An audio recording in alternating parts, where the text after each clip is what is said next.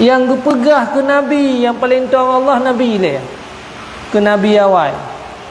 Yang paling tahu Allah lam lebih tahu lam Nabi Muhammad. Ke Nabi Muhammad yang paling sayang. Tapi nyo yang wasiat. Ya. Ke Nabi Muhammad yang paling cinta oleh Allah nyo yang wasiat. Putra yang wasiat. Baik dua-dua ibadat. Baik dua-dua taat ke Allah. Baik dua-dua takwa ke Allah. Ya, berarti yang membuktikan hana lain. Hana lain yang lebih pun penting lah udip dah. Ya. Hana lain yang lebih selamat dah.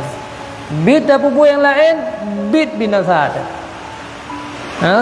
Bid apa buat yang lain, bid sengsara ada. Hai Allah ke pegah yang. So yang lebih tupu ke dah. Itu yang mudah pegah dah roda. Mati hanaga tadu so yang soro ada. Hanaga tadu soro ada. Hanaga tadu putra yang mesti dapat buat leger-leger ada. Hanaga tadu putra yang akan terjadi ke dayang. Ya. Tapi Allah gede so dayang. Allah gepegat dalam dayang. Allah gede putra yang mesti selamat ke dayang. Ya.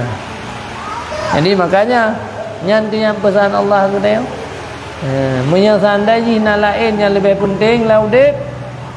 Na lain yang lebih bermanfaat, na lain yang lebih pahala, na lain yang bisa selamat dayang. Ya, sungguh geperintah yang lainnya oleh Allah. Sungguh le perintah yang lain gepegah lam urung-urung yang tong Allah. Tapi Allah hana sabar guys, takwa.